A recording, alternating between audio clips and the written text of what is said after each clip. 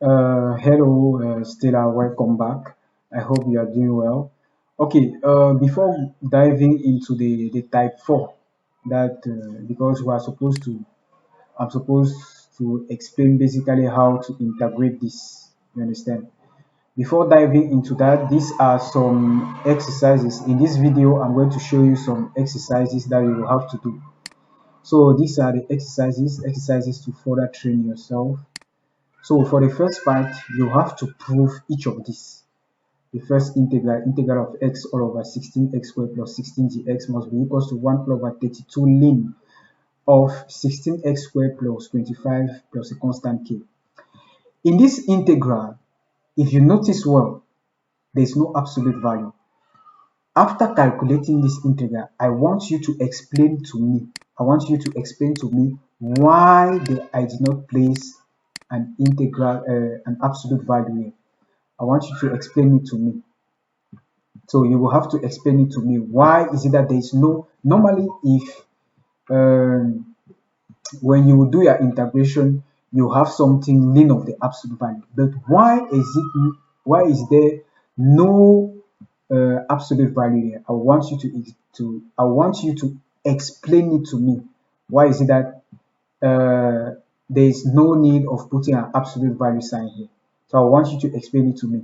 Next, you will do this integral, and if you notice here, there is also no absolute value here. You have to explain to me why there is no need of putting an absolute value here. You have to explain it to me. So I'll be waiting it in your solving. It's very important. So from when you try it, I'll look at your answer, and from there I'll better explain things. So for the next integral, so you will have to prove that this integral is equals to 2 on root 3 all over 23, 2 root 23 over 23 arctan of this plus a constant k. For the second part, you have to integrate each of these from sub 1 to sub 5. You have to integrate this. So if you did well all of your previous video, these exercises will be very simple to you, very simple, very trivial. Now in this third part, I did a small introduction to definite integrals, because there are already boundaries here. So after finding the primitives, the indefinite integrals, I told you that whenever you are to find a definite integral, you first need to find what a primitive of what is given, or the indefinite integral of what is given, and then you substitute the upper boundary in that integral minus what you substitute the lower boundary in what you have. So you have to prove to verify that after integrating this, you have this. Try to do it. It's very important. Try to do that. In this video, in fact, I will do the simplest one. I'll do the simplest one. I will do this one. Yes, I'll do this one, because I've not yet, in any of our previous video, I've not yet done a definite integral. So I'll do this one. You have to do the rest. For the last one, you have to prove that the integral from 0 to 1 of x plus x squared all over x squared plus 1 into x minus 2 is equals to 3 pi all over 20 minus 13 all over 10 ln of 2. Very simple. Don't be afraid of all of this. Don't be afraid of that. It's very simple. And I will also do this last one, where if a is greater than 1 and the integral from 1 to a of this is equals to 9 or 8, show that a is equals to this. Okay, so in this integral, these are the exercises you're supposed to do. Let me go down again. So these are all the exercises you're supposed to do. Try to do them. It's very important. Do them. It's very important. It will make you more, if I would say, perfect in all what we've done already. So I'll do this one. I'll do the 3 sub 2, and I will do this fourth one. So let me go to my paper. Okay, what to do? Exercise to further train yourself. train yourself. Okay, exercises to further train yourself. So we have to do the three, I think it's three sub here. Let me check it back. We have to do the three sub 2. Okay, integral from 1 to 2 of x cubed minus 1 square all that square all over x square. Okay, integral from 1 to 2 of x cubed minus 1 square all over x squared dx. Verify. Yes, that's it. Okay. We have to find this definite integral. I told you that when boundaries are already added to an integral, it becomes a definite integral. Okay, so what we're going to do, let's first find the primitive or the indefinite integral from x cubed minus 1, integral of x cubed minus 1 square all over x squared dx. Let's first find this before applying our boundaries. Okay, when you look at this without even developing it, you know already that the power of the numerator will be greater than the power of the denominator. So what I will do is that we have already done something of this such. So I will develop this and then divide it by this before integrating. So the integral of x cubed minus 1 square all over x squared dx will be equals to, I know that a minus b square is equals to a square plus b square minus 2ab. So this will be equals to integral of what? X to the third square plus our b is 1 plus 1 square minus 2 into a is x cubed into b is 1 all over x square dx. Okay, this will be equals to integral of x to the sixth, because a to the n all to the m is equals to a to the what? Nm, loss of indices, x to the sixth minus 2x cubed plus 1 all over what? X squared dx. So instead of, since here under we only have x squared, instead of drawing the long division sign, I'll simply divide each of these terms by what? X squared. So a, we know that a plus b minus d, for example, all over c is equals to a on c plus b on c minus d on c. So that's what I will do. This will be equals to the integral x to the sixth divided by x squared is what?